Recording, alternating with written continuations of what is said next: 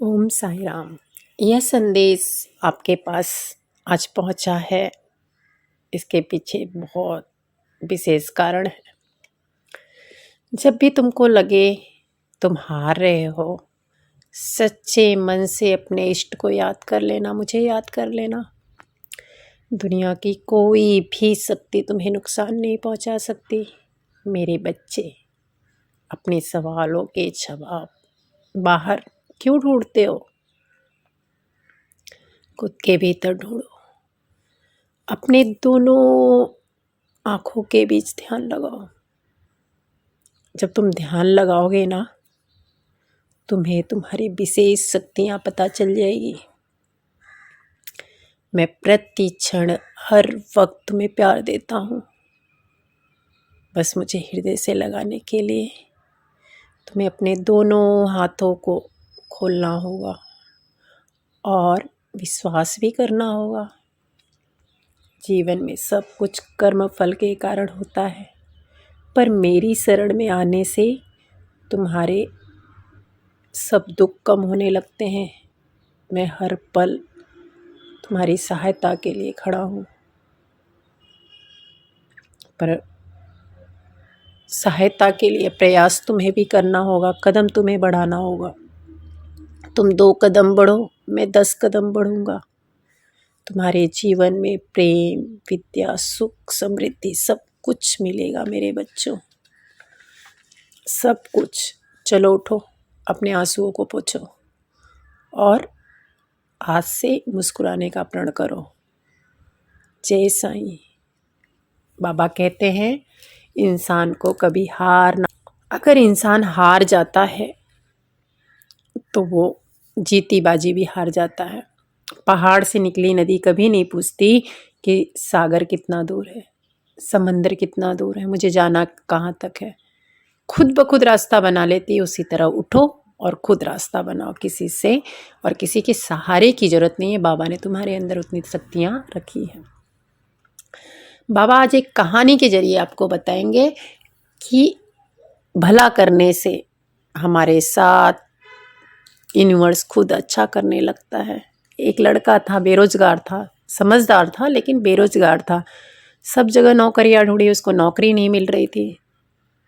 ऐसे बातचीत करता था राजा के यहाँ पे, सेनापति काम करता था, उससे उसकी थोड़ी हल्की फुल्की दोस्ती हो गई थी। जब हार गया सब जगह नौकरी ढूंढ के, तो लास्ट में जाके बोला चलो इससे बात करता हूँ कि मुझे राजा के यहाँ पे कुछ नौकरी दिला दे। वह लड़का गया उस सेनापति के पास में, बोला यार मुझे यहाँ नौकरी दिला दे। उसने कहा कि तुझे क्या आता है, कौन सा गुण है तेरे अंदर, तुझे नौकरी मिल जाएगी। बोला कि खास गुण तो नहीं, लेकिन हाँ थोड़ा बहुत सब कुछ कर लेता हूँ। अगर कोई कुछ सिखाता है तो उसको जल्दी सीख जाता हूँ। यार मुझे नौकरी में मदद कर दे, मेरे घर में प्रॉब्लम्स हो रही हैं। सेनापति ने कहा इतने उसमें तो नौकरी नहीं मिलेगा, फिर भी चलो ट्राई करता हूँ राजा से बात करके। राजा के पास गए। राजा ने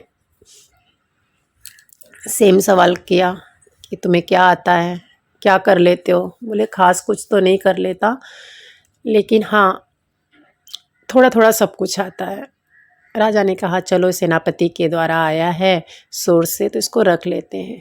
उसको नौकरी पे रख लिया गया, लेकिन कुछ काम नहीं दिया जाता था। बस आता था वो जो अपनी मर्जी से थोड़ा बहुत कुछ कर लेता था। राजमहल में तो कर लेता था, नहीं तो आना जाना उसका लगा रहता था।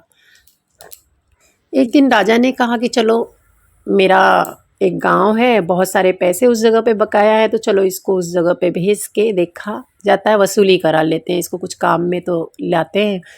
उसने लड़के को बुलवाया और बोला कि उस गांव है और गांव में जाके ये पेपर ले लो और वसूली करके लाओ। लड़के को बोला कि यहाँ से गांव दूर है, इसलिए घुड़सवार के साथ जाना, घोड़े पे बैठ के, और वसूली करके लाना। लड़के ने कहा कि ठीक है जा रहा हूँ, कोई बात नहीं। आपके लिए वहाँ से आते समय क्या लाऊं? तो राजा हंसने लगा, बोला कि अच्छा एक काम करो, पूरे राजमहल में चक्कर लगा लो, जो चीज़ नहीं होगी ना वो तुम लेके आना। लड़का बोला ठीक है। राजा तो वो मजाक में बोला, लेकिन लड़के के दिमाग में ये बात फिट हो गई कि राजा के लिए कुछ तो वापस से लेके आना है जो इस राजमहल में नहीं है। सर्दी हो गई है। तो गया लड़का उस गांव में, पहाड़ के नीचे तलहटी थी, उस गांव में पहुंचा, वहाँ के लोगों को बुलाया लाइन से, सबसे कहने लगा कि तुमने लोन लेके, बहुत सारे राजा के लोन तो लिए हैं, लेकिन अब समय आ गया उसको चुकाने का। बेचारे गांव वालों के पास खाने के पैसे नहीं थे, फसल भी अच्छी उस साल नहीं हुई थी। उन लोगों का मुंह लटक गया, आंखें नम हो गई कि कहाँ से पैसे चुकाएंगे। लेकिन गांव वालों ने कुछ कहा नहीं उस लड़के से। लड़के ने उन लोगों का चेहरा देख के समझ गए कि नहीं, इन लोग के पास राजा के पैसे चुकाने के लिए पैसे नहीं है। रात हुई, ठंडी का समय था। तो गांव में क्या होता है ना, जब ठंडी रहती है तो अलाव जलाते हैं, आग जलाते हैं, तो वहाँ पे सब बैठते हैं। आग जलाई गई, सब, सर्दी का मौसम था। लड़के ने कहा कि चलो ठीक है, अब तुम्हें लोन नहीं देना पड़ेगा। सब खुश हो गए, लेकिन बोले कि अगर ये बोल रहा है लोन नहीं देना, पेपर पे जो अंगूठे के निशान हमने लगाया है लोन के, राजा इनको नहीं, फिर किसी और को भेजेगा। लड़का फिर भी भाग गया। उसने क्या किया, कागज़ जो अंगूठे का निशान लगा हुआ था गांव वालों का, उस कागज़ को आग में डाल के जला दिया। बोला कि अब आज से तुम लोग ऋण मुक्त हो गए, अब तुमको कोई राजा को लोन नहीं चुकाना है। अब गाँव वाले खुशी से झूम उठे और खुशी से झूम करके बहुत आशीर्वाद दिए। बोले राजा को कहना हमारा बहुत सारा प्यार, बहुत सारा आशीर्वाद उनको लगे। वापस लड़का गया राजमहल। राजा ने कहा कि तुमने पैसे लाए? बोले पैसे तो नहीं लाए, उनके पास पैसे ही नहीं थे देने के लिए। क्या लाए? तो बोले क्या लाए? बोले कि आपने कहा था कि जो इस राजमहल में नहीं होगा वो लेके आना, तो मैं वही लेके आया हूँ। बोले क्या नहीं था? बोले आपके राजमहल में प्यार नहीं था, आशीर्वाद नहीं था, दुआएं नहीं थी, वही लेके आया हूँ। राजा समझदार था, समझ गया, कुछ नहीं बोला। थोड़ा दिन बीता तो जो पड़ोसी देश के राजा थे, इस राजा पर आक्रमण कर दिए, हमला कर दिया, अटैक कर दिए। लड़का भी साथ में था। लड़के ने कहा राजा, आपकी जान कुछ लोग बचा सकते हैं और आपको मैं छुपा सकता हूँ। बोले कहाँ? बोले उसी गांव में, पहाड़ के नीचे तलहटी में, जहाँ आपने लोन माफ़ किया था। वहाँ पे खबर भिजवाई गई। लोगों ने राजा के स्वागत की तैयारी की। राजा को वहाँ ले जाएगा। लोगों ने बहुत सेवा सत्कार किया, बहुत अच्छे से राजा का स्वागत किया। जब राजा वापस ताकतवर हुआ, फिर से राजमहल में अपने हमला करके वापस आया। और बोलते हैं ना, दुआएं कभी खाली नहीं जाती। तो राजा को उस दुआ और आशीर्वाद के बदले उसका राजमहल वापस मिला, उसकी जान बची।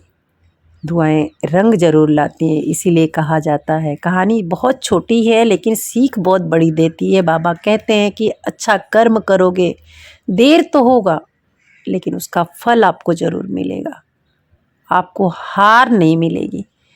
तो हमेशा अच्छे कर्म करो, लोगों का भला करो, और लोगों का भला करते करते अपने इमेज को भी बनाए रखो। जय साईं। और हाँ, आप लोगों के लिए एक ज़रूरी सूचना, 14 जनवरी नज़दीक आ रही है। मैं ब्लैंकेट बांटने जा रही हूँ।